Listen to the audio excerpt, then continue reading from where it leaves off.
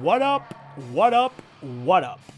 Hello, boys and ghouls. Welcome to another very special episode of the Subway Rat Podcast. My name is Luis. Some of you may know me because of my alter illustration ego, from which I go by the name Luisifer. Some of you may know me because of my band, Teething, but most of you know me because of my beautiful, brown, funny, immature dog entitled Bingo. Today we have a very special episode.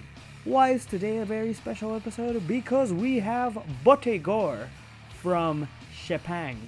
Chepang is a grindcore band, a weird fucking grindcore band from Nepal, although based in New York City. And today we talk about it all. We talk about being part of the Gurkha Commando Blast Team. We talk about the Global Grindcore Alliance virtual festival. We talk about working with Nervalter from New York. We talk about being a vegan chef in Boston. We talk about splits with Yautja, with Race Trader. We talk about recording live albums. And we talk about 24-hour horror movie marathons in Boston. And without further ado, I'm gonna quit rambling and please enjoy my conversation with Bhotey Gore from Chepang. Enjoy. You comfortable? You good to go? Yeah, I'm good to go, man.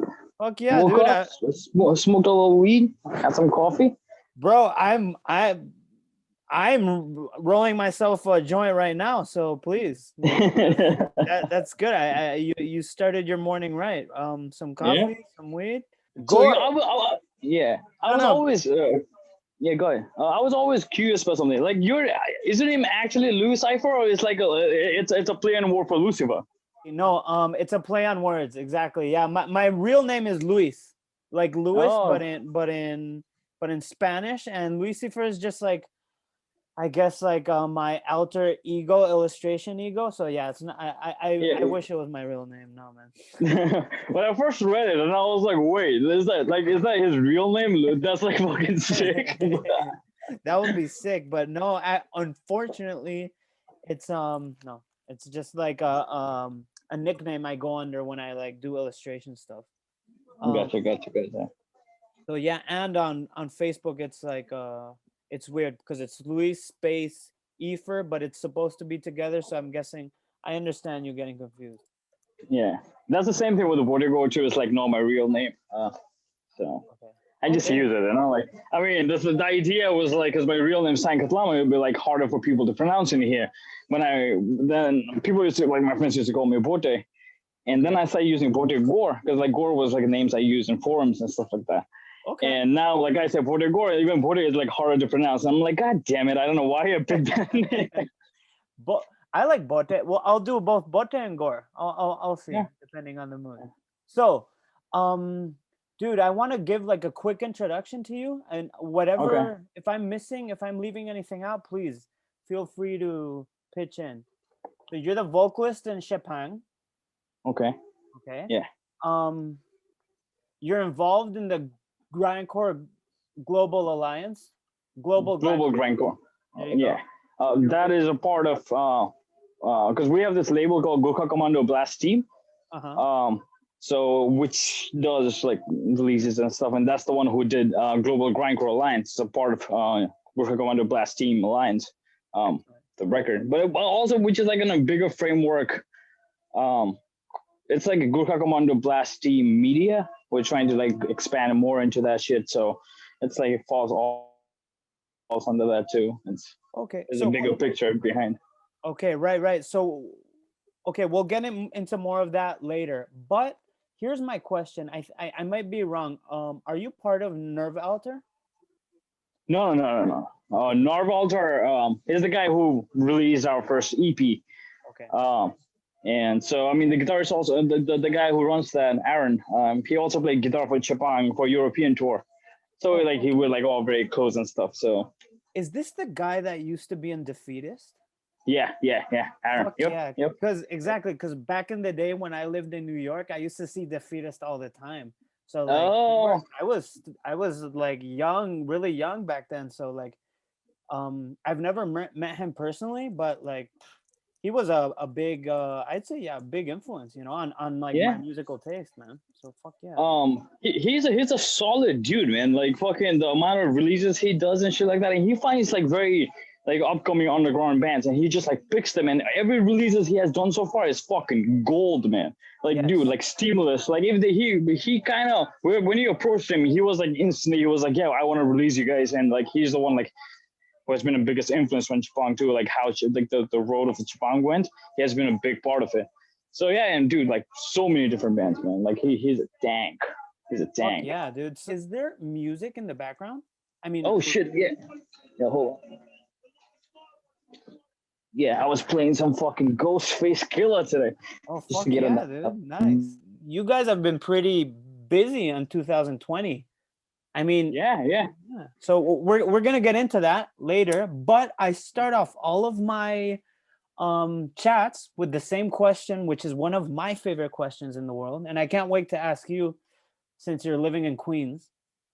Yeah. It is do you prefer sweet or salty food? Salty, definitely. Salty, definitely. And so salty with like a bunch of spices on them. Fuck yeah, dude. And say like today was your last day on earth. Like what's the last dish you would want to eat? Oh, the last it's such a weird question. I mean, there's like so many things, but I would probably pick like the traditional Nepali food, like there's rice, lentils, some vegetables, and some like curry dish, like a little bit of pickle, we call it Yautja. Like that's like keep it simple. I mean, it's not that simple when you put it that way, but for us it's like a very simple meal. Oh yeah, and where? So I'm guessing that's just like the traditional dish. Like where can one in New York pick up like some awesome Nepalese food? I mean, if you go to Jackson Heights, there's like so many different places you can go. We sell like authentic that kind of dishes. I mean, there's this one dish, pork, which is pretty much like a pork curry. And every once in a while, one restaurant will pop up and they will have like a really good pork curry, and everyone goes there. We call it a thali, the entire set. And whoever has the best, and everyone goes in there, and they start being sloppy, and another restaurant will pop up, and everyone goes there. Okay. It's always in that circuit. So, but yeah, definitely Jackson Heights. Fuck yeah. There's like you can just ask around anybody and be like, oh, who's the best one right now, and they'll like that place. Nice. So very authentic. Very like I'm guessing like it's not too expensive. It's very cheap. Probably like, you can get the entire set for like $10 probably. So. Hell yeah, dude. Lunch special? Yeah, well, it's like dinner special, lunch special. It's the same thing. Okay, man. I really miss that from living in New York. Just like the awesome, like. Dude, that's the only reason I moved to New York. When I was living in Boston for like the longest time. Hold on a second. I was living in Boston for the longest time, and Boston was like cool, like it's fine. But the food is not as great. So, in New York is New York when it comes to food. So I was like, you know what? I mean, if I'm living in like different country, might as well live in a place where there's at least like good food. And also, dude. When I lived in New York, I was like so overweight, dude. Like I see you got it down. Like I feel like you're keeping track of your weight, but like me, man, like I went balls out because I was like in my like early 20s and right. No, I mean, you also have to like watch out on what you eat. You can't be going fucking batshit crazy all the time, Exactly. Yeah, man. And what's your favorite do you have a favorite place to pick up pizza in New York? I'm actually not a big pizza guy. I'm not a big on pizza. Okay. Yeah, I mean, every once in a while, if there's one, I'll eat it. But it's not like I go out of my way to pick up pizza. I barely do that. It's not your thing. Okay. Yeah, I've always been more of an Asian food. Like it has been like I always felt like it has definitely way more flavor for some reason. Maybe because of my tongue. Like my palate has been all messed up over the years of eating too spicy food. So I want like loud flavors only. So Excellent. But yeah, I mean, to go out of my way to eat, I will definitely do ramen. I've been on so many different places in New York, like just to like looking for ramen. I was like, where's the best ramen in here, And really? So that's your thing when you travel? You're hunting for like the good ramen place? Yeah. So if I'm living in a certain place for a longer period of time, I will eventually figure out like the best places to go eat ramen. But if I'm just traveling in general, it doesn't really matter. But if we were touring with Chepang, we try to look for the best spicy food, which one has like in the entire state, and biryani. Because like we have so many of us, like we all love biryani, so we like go and find a place, which is the best one in the state. So even if we were playing a show that day and it's like fucking 2 hours away, that place, we'll go eat the biryani first and come back play a show. Food is more priority when we tour.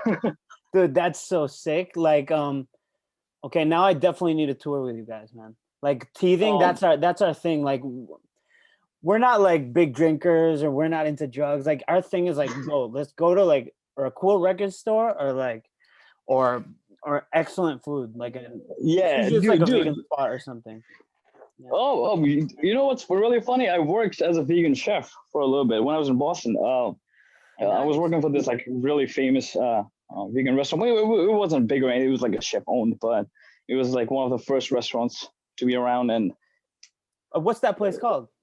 Red Lentil. Are they still around?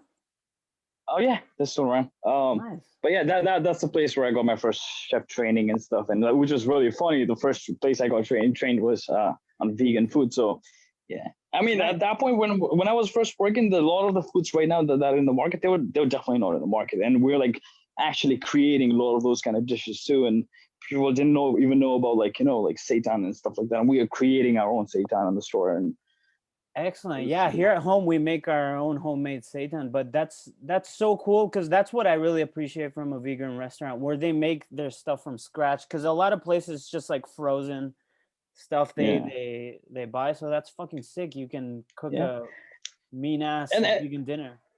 Yeah, and the funny thing is, like when I work in a different place, they were like, "Oh, you work in a vegan place," and they always think about like processed food. I mean, vegan doesn't always have to be processed. We're like making a lot of things as well. Like we're creating cakes and stuff like that. Even like completely transform one vegetable to look completely different, and it was like creating something completely different that I've never seen. Sometimes we have to sit down with like, what are we gonna call this thing?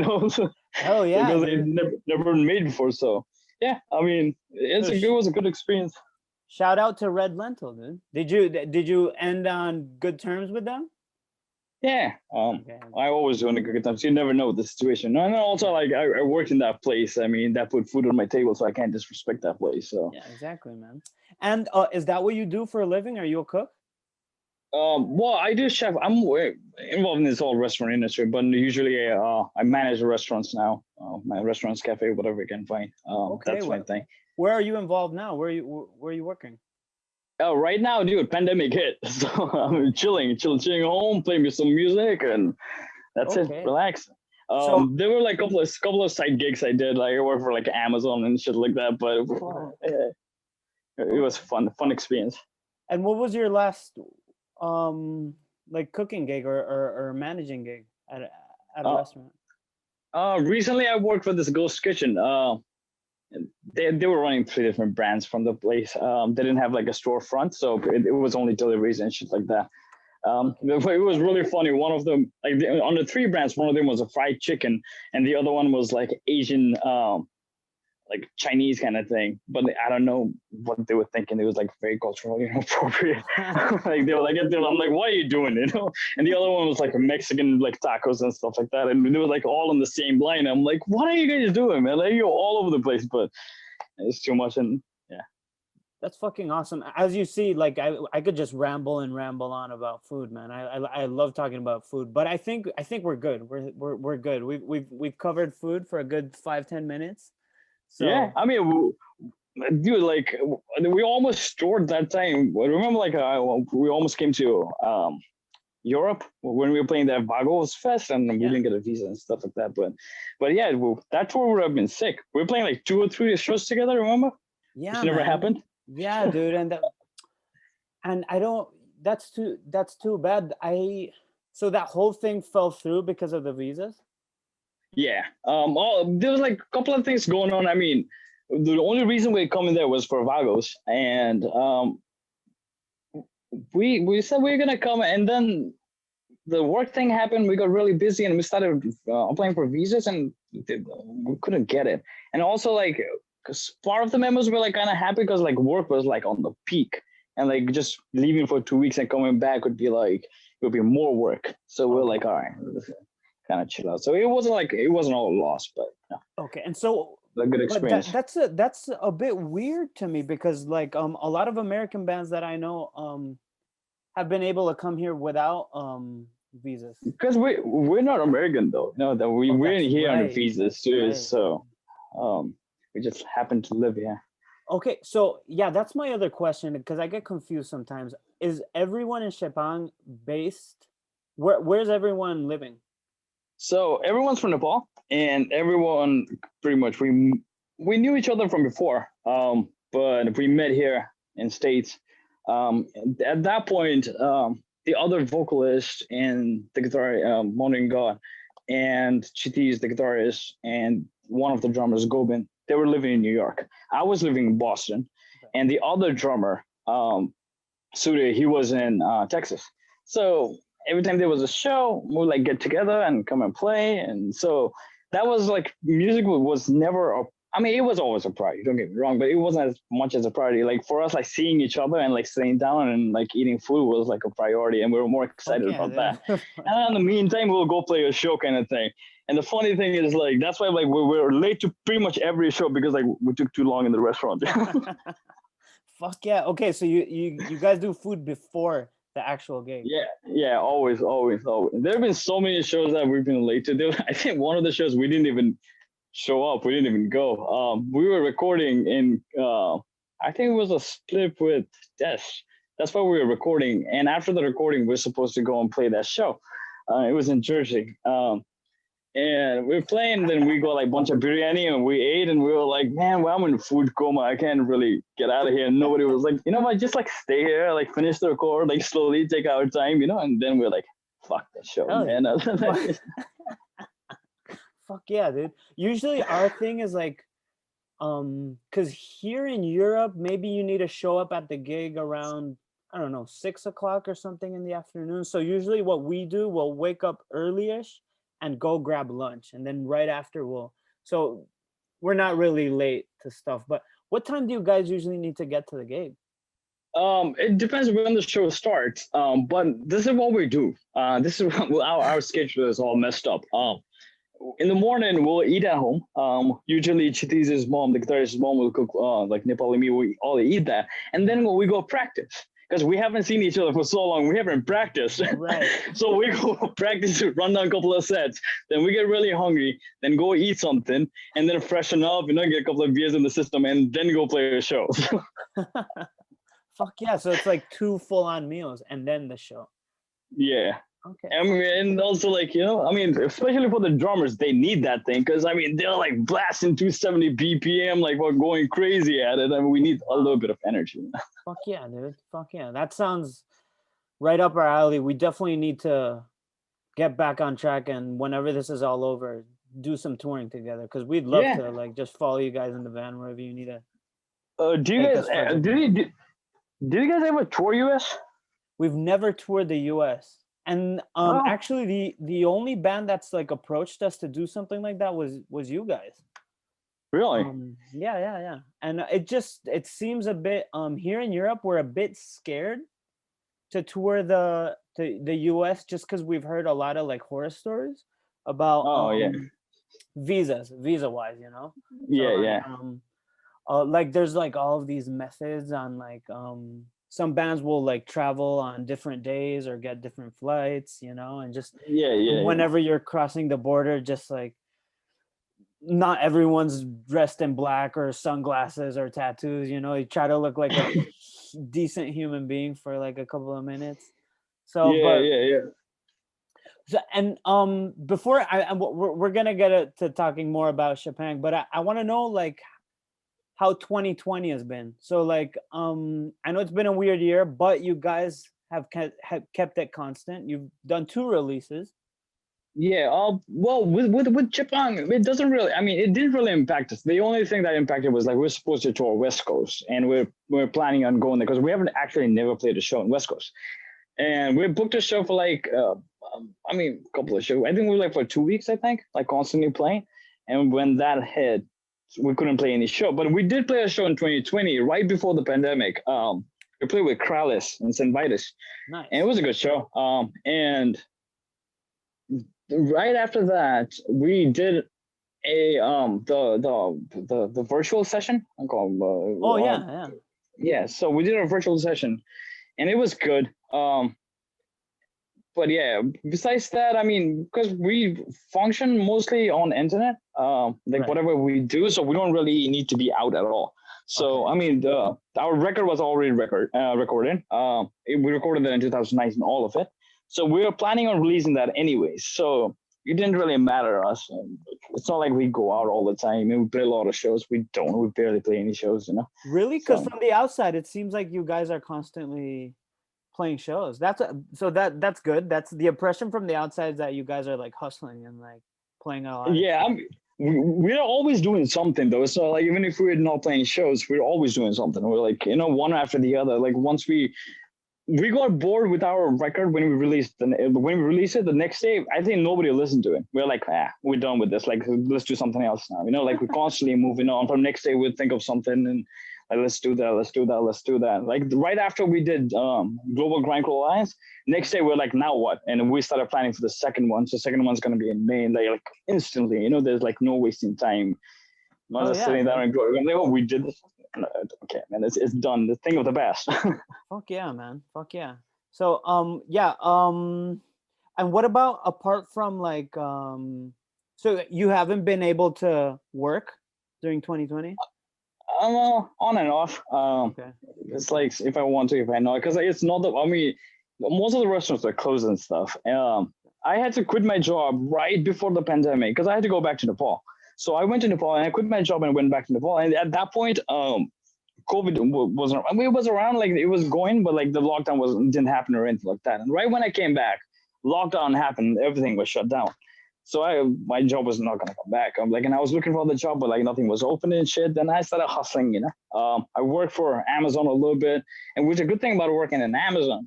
That's the only good thing was they gave us like the travel pass and stuff like that. So if we ever got stopped, because saying that we're like essential employee. So and the other vocalists, we both started working for Amazon. I think we did for like 2 months. So yeah, if anybody asked us to, like, oh, we're an essential employee, and we're like go to practice space and like practice every day and to come back. But yeah.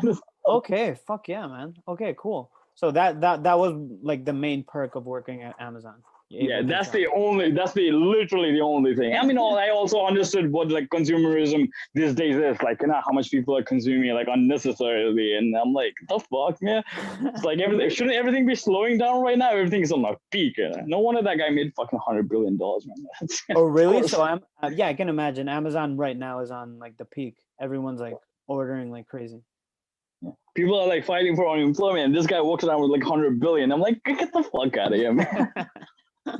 Fuck yeah, dude. So I want to ask you, when did you move to the US? Like, so it was Boston first and then New York?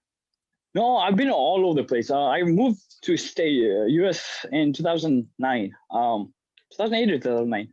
And then I was in Louisiana for like a little bit, for a semester. Then I moved to Maine, and I was in Maine for like 4 years. Then I came to Boston. I lived in Boston for 4 years, and then to New York.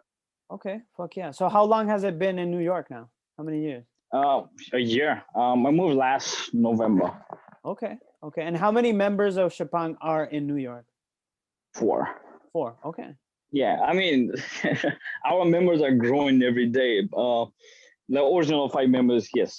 There's like 5 members originally we write the songs with. 4 of us are in New York now. 1 of them is still in Texas. Because we also have this collective called Gurkha Commando Blast Team, which is like every time, let's say if somebody couldn't play in any other country, we'll kind of find our friend who is in that collective and he'll play. So, because like I didn't go, let's say like me and the guitarist, we didn't go for OEF and the Europe tour when the first time we went. So Aaron from Norval Defeatis, he went and played because he's in that collective, you know. There was another guy.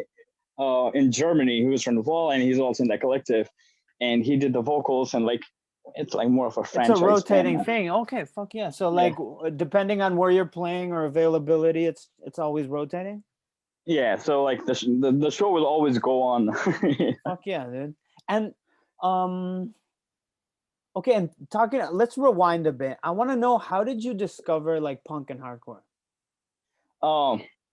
I started with death metal. Okay. I've always been a death metal guy. Ever since I was a kid, like I just like more excited and like more torn into it.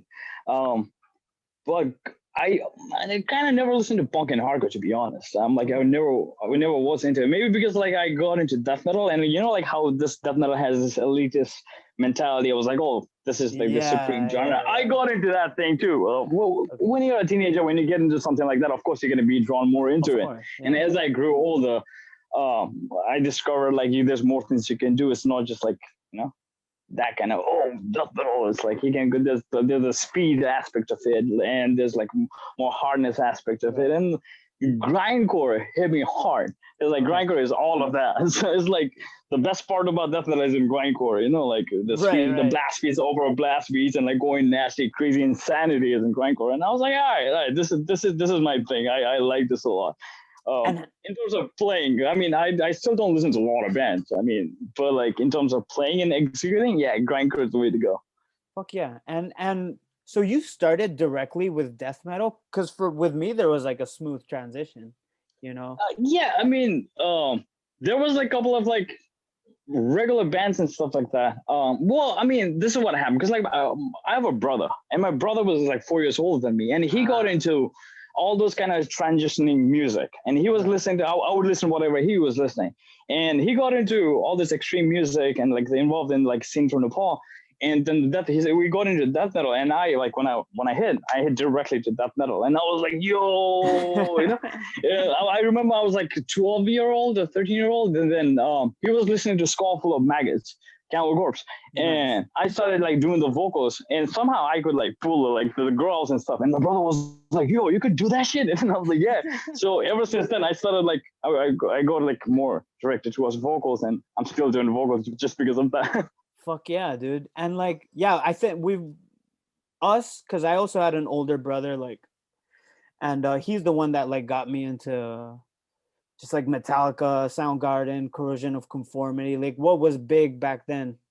And I always consider us that had like older brothers like really lucky, because they just we were early to the game. They do the filtering. Yeah, they do the filtering for us. You don't have to go through all the bullshit. I don't have to go through a lot of bullshit. There's like so many famous bands I've never got into. Like even like Metallica, I probably know like one album. Okay. I didn't have to go through all that. Like straight to like DSI Legion. I remember listening to that like straight off the back, and like Skull Full of Maggots, like that the Eternal Life thing, like straight to that. So yeah, dude. I guess I'm one of the lucky ones. Yeah, man. And do you still stand? Because I obviously like I really like Deicide and Cannibal Corpse. Those are probably like my favorite death metal bands, and I feel like they still pull off like quality albums. What do you think? I haven't listened to the newer stuff. I mean, Deicide, after the Hoffman brothers left, I haven't listened to any of it. I mean, there's only like 2 albums that I listened to from Deicide, like when they were called Amon. Right. And so DSA, the EP thing, and Legion. I listen to Legion a lot. I actually still listen to Legion. Like that's pinnacle for me. Okay. Yeah. The newer stuff I haven't really listened to it. I'm not a big. I do listen to a lot of music, but it's the same thing I've been listening to since the past 20 years. Like I don't think I've discovered anything fresh. Like I'm like still listening to the same album over and over again. Okay, dude. I remember like looking at my Spotify the year-end list last year and this year was exactly the same. There's been no change. Okay, fuck yeah, dude. You're one of those, man. Dude, check out In the Minds of Evil, like the second to last Deicide album. I think you'll like it, because a lot of people that are like old school Deicide fans, I'm like, dude, check out that album, like In the Minds of Evil. It's fucking really great. Yeah. And, there's this band from Italy called Fulci. They're like so old school. Like it gives you that kind of nostalgia. You know, like that feeling of like the old schoolness of like slamming, but like death metal slam. It's like not slam, but it's just like heavy. Right. And and all of their songs are based on Fulci movies, and that's what they call them, Fulci. But it's just really totally good. Makes sense. If you're from Italy and you're called Fulci, man, like okay, I'm definitely checking that out. Had no idea about this band. And what about Grindcore? Like, what was that like Grindcore band that opened the gates for you? I mean, I watched Live Corruption, that thing when I was a kid. Around the same time, somebody gave us a CD, and I saw the video, and like that, mind blowing. I was like, I hadn't seen anything like that in my life or heard about it. You know, all of a sudden there's a red light in the church. Guys are going batshit crazy. The guitarist wearing a fucking soccer jersey, like fucking like soccer socks like up to here, and it was just like insane for me. I was like, what the fuck is this, you know? And the drummer's going crazy, like, and I was like, oh, yeah, all right, this is something else. And after that, I stopped for a little bit. I didn't really get into it because there was not any of the things that I really discovered. Then I started getting into Discord and Axis and Gridlink, and then I was like, all right, they're back to the vengeance. Okay, fuck yeah. For me, like I was like listening to Grindcore for a long time, but it wasn't in New York when I was like it switched. I was like, oh shit, okay, like Grindcore is like my favorite genre ever. Which was like I had gone to like several like Grindcore gigs, like Napalm Death and like stuff like that. But I saw Magruder Grind. This must have been like 2010 or something at the Cake Shop. I don't know if they still do shows there. This is like in the Lower East Side. I probably haven't been there. Okay, it's like a basement, and like okay, wow, that show blew me away. You know, Psychic Limb. Psychic Limb. No, because like as I was telling you, like the local grindcore bands that were like opening up for all the bands was Defeatist and Psychic Limb. Like they were opening up for like all the like touring bands. So like if you were going to shows back then, so that was like definitely like a game changer for me, like that one show. And ever since it's been like that's when I like formed Teething. I was like, yo, I wanna make a grindcore band, man. There's something else about grindcore, you know, like I mean the feeling of it, especially with the musicians, not like it's not a heavily punk influence kind of musicians, but like all the good bands that I talk to, like the friends with, when I talk to them, the mentality of how they look at music is what really draws me into it. It's like it's not an elitist kind of thing, or this is how it should be. Like no, there's no true grindcore or false grindcore. At least the friends that I know of, we don't really look at it that way. We just want to be like, all right, we're gonna do the craziest shit, you know. Yeah. So I think that's what drew me really into playing this genre and like being involved in all this thing. And in Chepang, there's like a lot of like noisy, chaotic influences. Like where does that come from? See, like nobody in the band actually listens to grindcore. We nobody came from it. Both of our drummers came from black metal. They were like black metal drummers. The guitarist and the other vocalist, they were both into hardcore. The other vocalist is into death metal too, like old school, like me. And I came from death metal, but like we wanted to play something completely insane. And for us, that's why like it doesn't really sound like any genre. It's like all over the place because like whatever we knew, whatever our knowledge is, we put it in there, and something comes out of it. And it happens to be grindcore. Okay. So and like whatever we can make it crazy. And we were talking to Reckless. There's this guy who's always been a show, you know. Then we became really good friends, and apparently he does like cyber grind shit and he creates like really crazy music. And we were like, yo, you want to do something with us? And he was like, yeah, man. So like we got him in the band now, and like he creates like this fucking all crazy noises from synth and shit like that. Fuck yeah, it works out. How can we be the craziest? Yeah, it worked. It's fucking like that. Go ahead.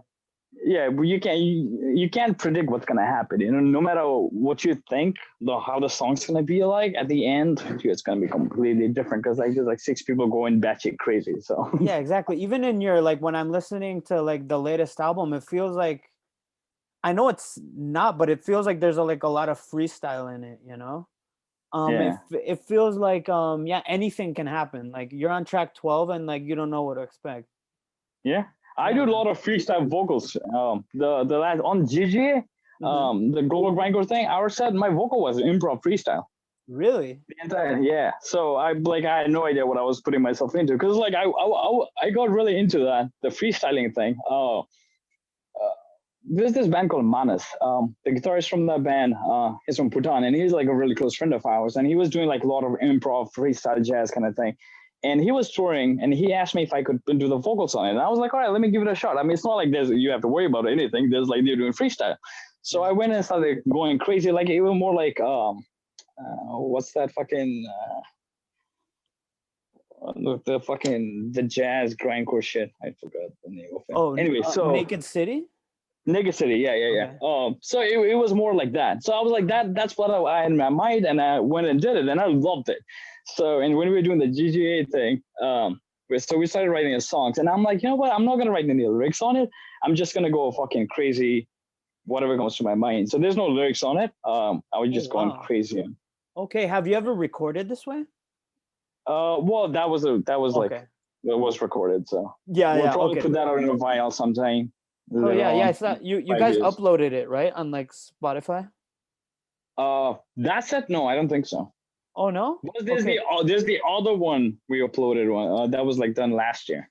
We've done two sessions like that. Oh okay, yeah, the one that's like with the white cover. What's that one called? Yeah. It was the day when Kobe Bryant died. We were going to record that thing, and we were in a car, and I was looking at the phone and said like Kobe Bryant died. So that's why like on the beginning I said like rest in peace. It was for him. Okay, dude. And tell me, since we're on a roll with Chepang, tell me about like you. I feel like you guys have toured a lot. Like what territories have you toured? Because the East Coast, you've toured. Yeah, East Coast is the only thing we have toured. I mean, it's not even a tour. It's like a weekend off kind of thing. Maybe 3 shows, 4 shows, and we always do the same places. We go from here. We play in New York. We probably go in Philly, play in DC, play in Baltimore, and come back. Maybe I think we played in Virginia once, but it's the same places, different venues. Okay, but you've been to Europe from what you've said? Yes. Well, Chepang went. I didn't go. Me and the guitarist, we couldn't go. But yeah, we played the Obscene Extreme. Was it 2018? That sounds right. Or 2019, maybe? I think it was 18. No, it's like all blurring out. So we played the Obscene. It was their 20th anniversary thing. So when we played Obscene, they did like a whole Europe run.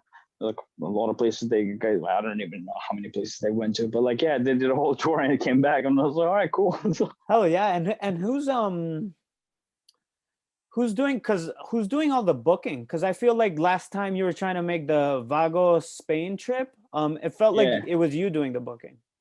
It's me. Well, it's the guitarist Chiti's, Grandmaster Bhotey. He's like he's the operations guy. He takes care of all the operations. I do take care. I take care of more the communication thing, like initial communication. You know, like the logistic things. But like he's the one who like pulls off everything. So like we sit down and like talk about like the general thing we want to do, and all the booking and stuff like that. He does it. And he's in he works from his phone pretty much, and that's why he's like always online.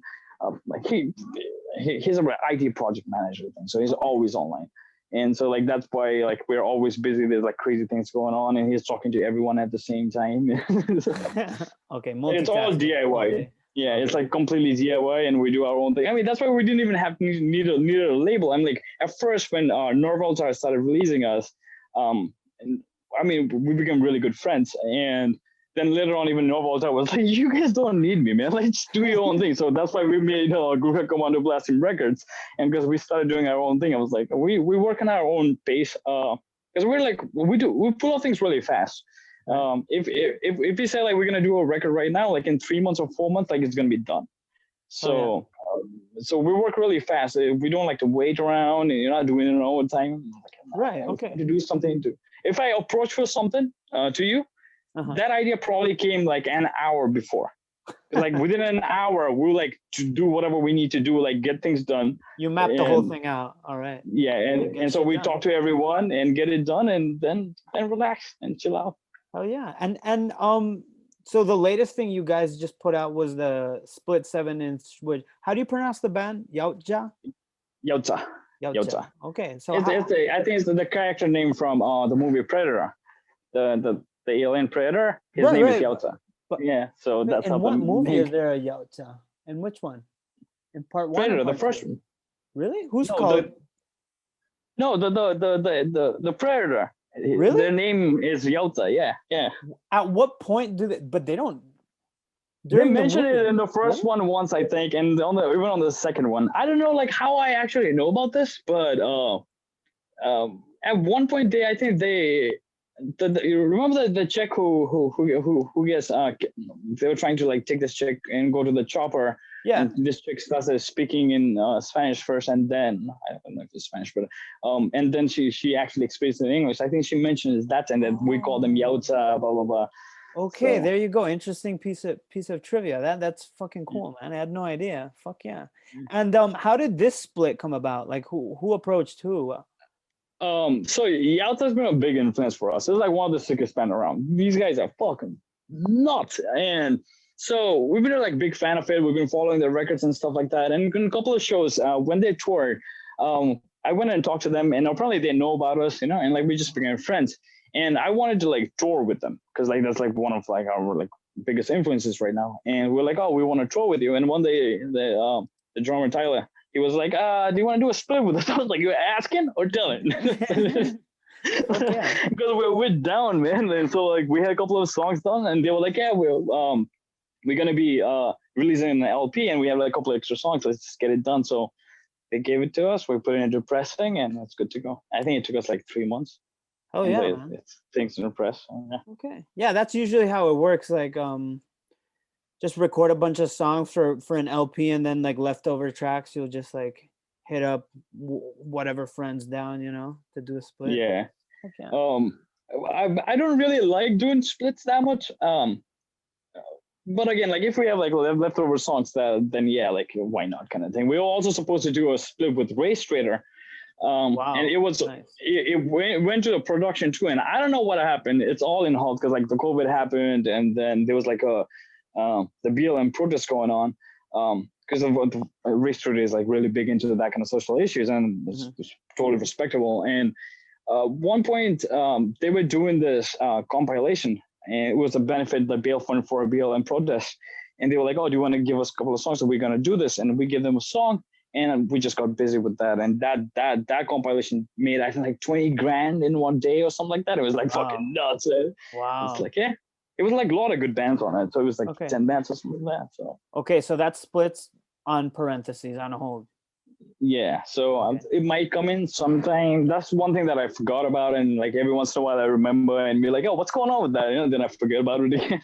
Yo, fucking Race Trader, man. Like first time I heard about them was just a couple of years ago, which I don't know how, because like I love that scene from back in the day, like whatever you want to call it. I guess it's like metalcore, but like I really love that. So somehow like Race Trader, I didn't catch up with them, but we were playing Fluff Fest in Czech Republic, and like everyone from the band was just like on their own, and like my drummer was watching whoever was playing, and it was Race Trader, and he calls me up. He's like, dude, come to the stage right now. Like, you're going to flip. And it was Race Trader. And like, ever since, like, been following them really close. And that's fucking cool, you guys. Our drummer, Gobin, Hammer played for Race Trader for one of the shows because they didn't have a drummer. They asked us like if the drummer could play, and he went and played the show. Yeah, the funny thing is, because he's like used to playing like something really fast, and like compared to like the grindcore speed, Race Trader like being like a hardcore thing, it was like comparatively slow, and he get to like hit it hard as he could. And the first day he went to practice, he like completely destroyed the drums. There's a big hole in the fucking skin and shit like that. Yeah, I was like, dude. And I think the drummer is in a really famous band. Yeah, he's in is it Fall Out Boy? Yeah, Fall Out Boy. Yeah. Yeah, so, man, that guy's fucking sick. What's his name? He's fucking Andy Hurley or something like that. Andy something. Yeah, dude, that guy blasts the Cannibal Corpse blast all the time, man. Like so sick, dude. Like, yeah, he's in Sect as well. Yeah. Their Restrator's new album came out. It was like really good, man. I really liked it. It came out like 2 years ago, I think. I Yeah, was like, I oh, was was it really. last year? I think it was a year or two ago. Me too. Like I Yeah. just popped it on. I wasn't expecting much. I don't know. And but no, it definitely had like the same essence it always had. Fucking sick, dude.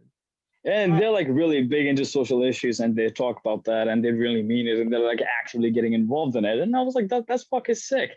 We're also trying to write, like, I was talking to Mani, the vocalist, and trying to write a manifesto about all the immigration issues in the world, and like put it with the 7-inch. But again, I don't know what happened to that record. I don't know what's going on. You know, someday we pop it up again. Like we might write a manifesto about that, but if it happens. Okay. Well, this is a perfect segue to talk about Global Grindcore Alliance. How did that come about? Whose idea was it? So even before the virtual fest, we're thinking about doing an Grindcore festival, the live thing, and it's been in talks for like a couple of years, and we didn't know if we should pull it off or not. Because again, you know, like it's time invested, and it's not like the online thing. You have to be there and all that kind of thing. And we were talking for a couple of years, and when the COVID hit, we were like, yo, maybe we should do this. Like when the online thing, and our the other drummer, Gobin, and he's a programmer. He codes and shit like that. And he was like, yo, I can make the platform, no problem. And then we were like, all right, let's do it. And I think the same day I asked you, like, if you wanted to do it, like it was like on the same day. So yeah, we approached, and it just came out to be, and we're like, all right, let's have 20 bands and fucking have the fucking sickest festival. And we didn't know how to like pull it off first, like, you know how, because it's gonna cost money for everyone, and it's like we're trying to help everyone, but like we're in such a scene that even if you do something with a good intention of like helping everyone, everyone's gonna be in a loss just because of that. And like it's given in Grindcore, you know. So we're like, all right, like let's just do it anyways and see how it works, and maybe eventually somehow we can like at least break even. But I don't know, man, it might be. And it came out great. Yeah, for the listeners, like, can you explain what Global Grindcore Alliance, what it is? So it's pretty much just a show. It's like a virtual festival, but with all the people that we know and we're friends with, and we're like in the scene for the right reasons. You know, it's not just because of like they want to do it kind of thing. It's that they actually want to do it. Right. So, and we approach them, and so they record the video and audio playing live, and they send it to us, and we stream all of them together. But yeah, that's pretty much it, man. It turned out great. Like it got like a lot of exposure from what I gathered. Yeah. You paid all the bands, you know. I mean, paid a portion of it, because but we did realize that, I mean, we could potentially probably could be making money if we run ads and stuff like that. But again, do you really want to run ads kind of idea? You know, like, do you really want to make money? Are you doing this to make money? And we're not doing this to make money. And like, again, but like at least to break even, not to break even. We were like kind of worried until the very last day, because like we're trying to see like if we can at least make some money, like, you know, get something out of it. And like up until like the last day, we had no sales going on, and we were like, shit, we're fucked big time. But like on the last day, everybody started buying tickets, and we're like, all right, something, at least something. Nice. So we're trying to collaborate with like the other places, like we might be doing with Gimme Metal, or we might not, but like we're still in the talks. Because like that way, at least we want the bands to get paid for like what the cost is, you know, right, if we do it again. At least like, you know, like $200-300, whatever it costs for like the video and audio and all that kind of thing. But like at least if it is a self-sustainable thing, we're good. Like there's like every band's like at least break even, then it's cool by us. So let's see on the volume 2. That might happen, because it's going to happen in May 29 and 30, and there's like really good bands this time too. So nice. Do you have like a favorite set from the first edition, like one band that you saw and you were like, holy shit, like this is I didn't expect it to be this fucking sick? There are a couple of bands, to be honest. Like Bandit is like one of my favorite bands. These guys are fucking nuts, you know. So dude, I just recently discovered them. I think because like one of you guys uploaded a video, and I think you were on tour with them, and someone uploaded a video, and I was like, whoa, I was like, this is like old school Pig Destroyer vibes, you know, and like yeah, everything is so 110% with that band, like everyone in the band, and yeah, definitely. And then and very violent. That band is so violent too. When you play live with them, like when you see them live, man, holy shit, that guy's violent. And the vocalist, he'll like completely charge at you in the start, like in the crowd, killing you. Dude, like we played a show in Brooklyn Bazaar basement when Takafumi came in.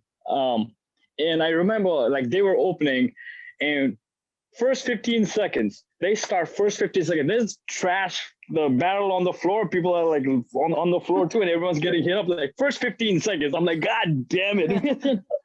So yeah, that set was really good. Cognizant was fucking sick because like him and Brian Farther going blasting crazy. And Little Pretty Princess from Korea, LPP with the backdrop of porn going in the back. I thought that was so sick. I was like, right before shooting, the guy sent me a text and he was like, "Oh, we're gonna be doing a green screen." Is that okay? I was like, "Do whatever the fuck you want to do, man. Like it's like the creative control is completely in your hands." Next thing you know, it's like has a fucking porn going in the back. I was like, awesome. Hell yeah, man. Yeah, that was cool though. That was is there anything you can tease on like what bands are participating on Volume 2? There's a couple of them. Die Choking from DC. And there's this another new band that's coming up. We might be releasing their record in 2021 via Gurkha Commando label. The band's called Elias. It's like LXIAS. I don't know how to pronounce that thing. They're like very noisy, kind of good grindcore. You know? Where are they from? DC. They're from DC too. Them DER from Brazil. Hong Kong Fuck You, I think they're playing. Oh, nice. I saw them 2 years ago. They blew me away because I was on a road trip and I saw them at what's this called? This fucking venue. 924 Gilman Street in LA. I saw them in LA, 924 Gilman Street. And yeah, they were fucking great. Who else? I was actually just talking. I had recently on the podcast Michel from the French band Chians, and he told me you guys approached them. They were seeing if they were maybe gonna. Yeah, I think we approached them too. I think most of the bands on this version, this volume, Chiti's approved them. The guitars. He was the one who approached them. I didn't really get involved in the second one because it happened so fast. Right. Because he already had what kind of bands to get in next time. The second time, we were trying to focus more on the power of violence. On the volume 2, but I don't know. It happened all over the place. So yeah, there's gonna be like pretty good bands. I think it's gonna be 20 bands again. And we're planning on keeping this an ongoing thing. So there's going to be more volumes and like more bands coming up. So we're trying to make this a thing. So, and that's super good. That's super cool. You guys did some tapes and some shirts. How did that go? Were the sales okay with that? Did people? Well, with the shirts, we only printed what people ordered. We didn't go crazy with it. So we did it was like a pre-order kind of thing. I don't think we still shipped it yet. I think we just got this. The shirts last week, but yeah, whenever we get that, we'll start shipping it. And the idea is like, like I mean, at one point, if any of the bands wants to like make the shirt and like sell it, then go ahead, do it. Like by all means, we'll send you the fucking artwork and do it. Because like make the money if you have to make it with it. Like please, by all means, go do it. So there's like there's no restrictions on it. Like do whatever the fuck you want to do. That's the idea of creating this GGA. Is like you are in control. It's an alliance thing, That says the name. So you are in control of whatever you want to do. It's totally cool. Excellent, dude. Yeah, it's a great mentality and like I feel like the first one worked really well, and I'm sure the second one will work maybe even better. So fuck yeah. I think we might switch the streaming service. We're using this like third party called Veep. They had a couple of issues, like we couldn't like sell the merch right away. I think that's why we didn't really sell the merch on the same thing, and you couldn't sell our URL on the chat thing too. So but on this time, like we're probably gonna make our own streaming platform, so that way it's gonna be we have like much more of the control, and you don't have to pay their fees. So like that money can potentially go to the band. So exactly. So it's the perks of working with someone that knows code and stuff, right? Yeah. So it's I mean the drummer can pull that off in a day, but like again, he's so busy right now, and especially we're writing another album. So by 2021, I think we're gonna release another album. So we're in the works. So okay, so is that what's on the horizon for Chepang, new album? Yeah. So we have this like crazy idea going right now. We're gonna have like 3 sides. One side is the space grind, which is the set from GGA. We're gonna re-record that thing, which is a space grind, and the side B is gonna be like straight up grind, like the fun grind that we do. And on the side C, we approached like maybe 12 drummers from every other bands, like our friends and stuff like that. So they're gonna be sending us the drum thing first. Yeah, they're gonna be writing the drum part first, and then we're gonna write over it. So we're probably gonna have like 3. So we're gonna have like there's gonna be like 3 drummers in every track, and side C is gonna be fucking crazy because I have no idea how the song's gonna be like. So when the drummer sends it, we have to think about what the song's gonna be now. So I'm like, yeah, probably I'm not gonna have lyrics on side C at all. Like maybe some lyrics on side B. Side A didn't have it because it's gonna be all improv. Side C, I'm not gonna have any lyrics. It's not gonna be improv though. I'm just gonna be screaming my guts out. Probably gonna write lyrics only for side B. Dude, that's a fucking cool idea. And what? So that's like a double vinyl? Yeah. So we had this crazy idea since the beginning. Like ever since we put out the EP, we were planning on doing a double LP, so which is like 60 minutes of grind. That was like our ultimate goal. So I think this time we're gonna hit that because we already have so much material. So I think we might be able to pull that 60-minute or double LP shit. So yeah. Anything else on the horizon apart from this amazing idea of an album?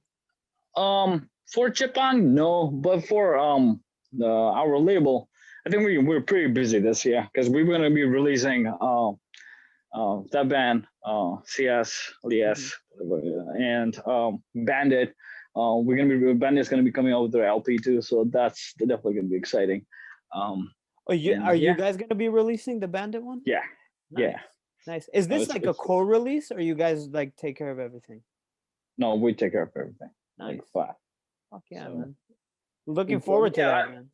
I mean, it would probably be cool release if Europe, like if you have to sell it in Europe, because Holy Goat's record, he's like a really close friend of ours, and like anytime we have to release something, and instead of shipping it there, we just like we do something with them. So like maybe Holy Goat's gonna get involved in a couple of the records, but yeah, usually it's just us. Norvaltar probably won't do it because like at this point he's probably really annoyed with us because like we're like coming up with like different ideas every single day and we keep changing our ideas, and he's like fuck you guys.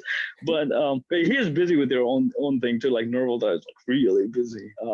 So he releases like fucking 10 records a year these days now. So is he involved? Does he play in any band still, or he's just releasing records? He's just doing the records, yeah. Okay. I don't think he's in. I mean, I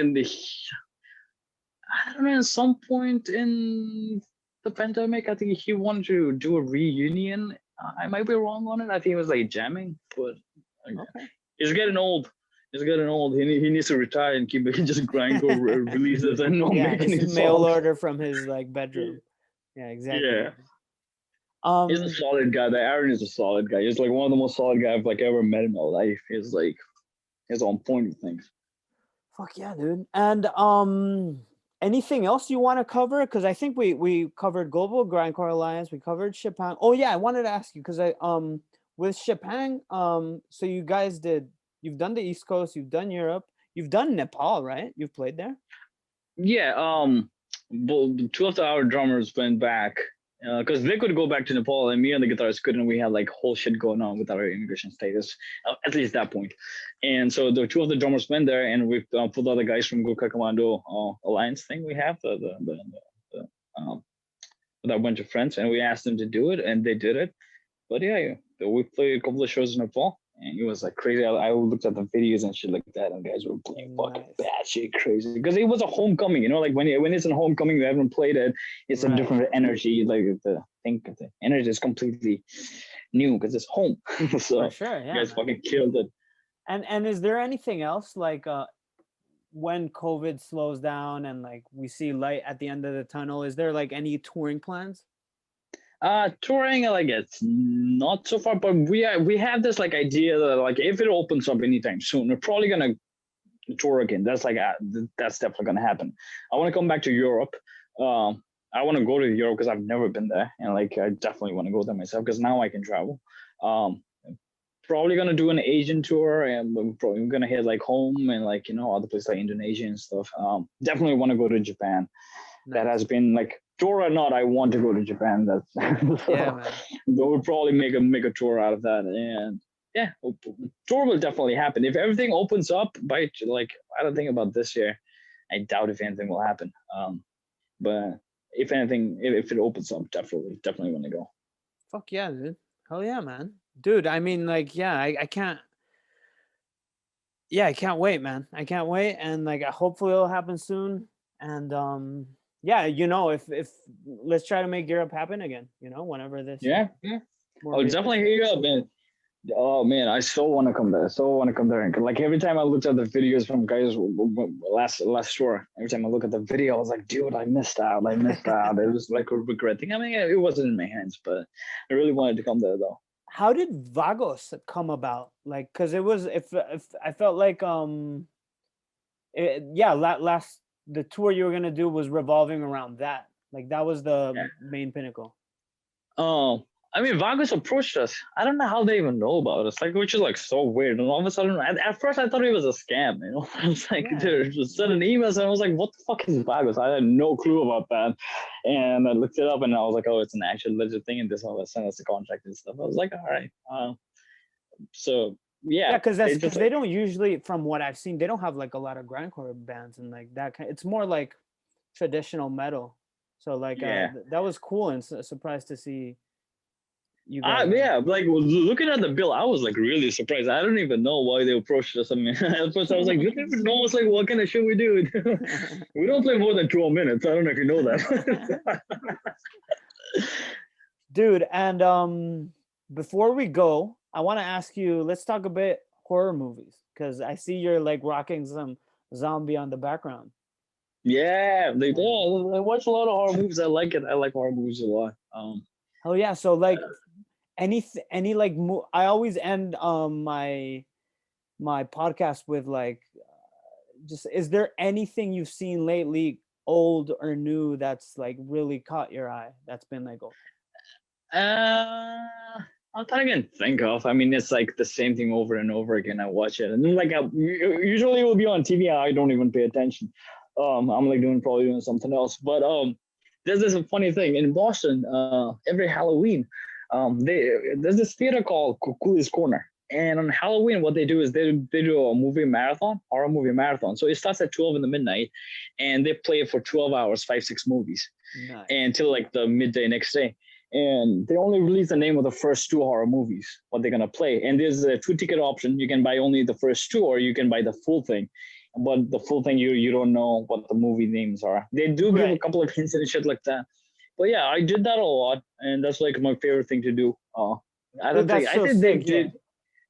think they did it this year, but it was more of a drive-through. But it didn't. It's not the same as like being inside, because everyone's like doing some sort of drug, and they're like fucking popping pills in there. Like I remember a couple of years ago, I think it was like the first 2 movie was a Psycho and Texas Chainsaw, and we were watching Psycho, and we're sitting down, and one of my friends passes like a bag with like a bunch of shrooms on it, like popcorn. He was like, "You want some?" I was like, "Yeah, sure."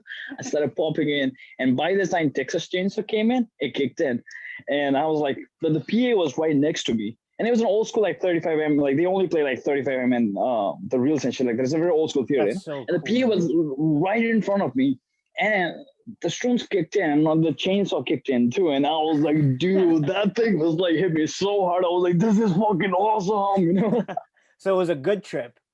Yeah, it was a good trip. Yeah, fortunately, I never had a bad trip. Dude, that's so awesome that they would screen everything 35mm for 12 hours. they play very very like culty movies too. I remember, I think, which movie was it on? When they were playing Evil Dead, the first one. The reel was so old in the projector, like you could see like the reel like moving on the screen, and all of a sudden like the whole thing skipped, and you could see like it's skipping on the screen too. And we're like, yo, that's so cool. And did you always were you able to make it through the 12 hours? Oh, nah, never 12 hours. Like usually around like 6 or 7 in the morning, I would like beat, because like the whatever you were taking starts to go down, and you've been drinking and you're too drunk, like around 5 or 6 in the morning, I was like, fuck it. And then you come out and the sun's out and like you're feeling irritated now. And is that like a thing? Everyone that's there is like, it's a party vibe going on. Yeah. I'm like, it's if you're in Boston in Halloween, that's definitely one thing. And if you're in horror movies, like that's definitely a must-do thing. It's a really good experience. Sometimes what happens is like around 4 in the morning, everyone's like really tired. No one's talking. Usually in the first 2 or 3 movies, everyone's like heckling you. Everyone's talking like shit, and like everyone's laughing because like everyone has watched that movie. Like it doesn't really matter. Sometimes you'll see a nerd saying that, what the fuck, man? This is a party. I didn't come. I'm like, I'm not a nerd. I'm not taking notes on the movie. I didn't give 2 shits about it. I'm here to have fun, but like how many hours I can do. But yeah, people, and like 4 in the morning, all of a sudden it's like pin drop silent, and somebody will open a can of beer, and then everyone starts like doing shit. Dude, that's something I really miss about the US, like whether it's Boston or New York or whatever, like the Halloween spirit is very much like alive, you don't really get that here in Europe. That's fucking sick. Really? Nah, it's not only really. here. Oh, okay. Yeah. This year has been like kind of weird, but like I was really excited to see like how like New York does. I think they do a parade in Manhattan. Yeah. I heard about that, and I wanted to go, but I guess they didn't do it. For obvious reasons. Do you do trick or treating? Like, do you give but I mean, do you give candy to like? No. I don't like. I'm not really involved in any of those kind of traditions. Like the only reason I like Halloween because like I watch like horror movies, but I watch more of the horror movies around that time. That's about it. That's the only thing I'm excited about. But and the people do like the dressing up and shit. I'm like, sometimes I find it cool. Like on the Coolest Corner thing, they also do the costume contest. So whoever has the sickest costume, they get like a gift card for a tattoo place and shit like that. And like people come up with the craziest fucking ideas. Yeah, like, man. And what I really like about like the costumes in like when I lived in New York is like a lot of them were like homemade. Like you could tell people were working on that, like on costumes for like months, man. It's fucking sick, dude. Yeah. That thing is, that's the only part that I really like about it. Besides that, I don't like celebrating. I don't even celebrate my own like my country's cultures, like traditions and stuff like that. I'm like, fuck that shit. Thank you so much, dude, for thanks, man. Thanks. It was fun. We should definitely tour. Like when that happens, like if you guys come to States, like definitely let us know. Even if we can't do a full tour, like if it was only East Coast or shit like that, we'll definitely make it happen.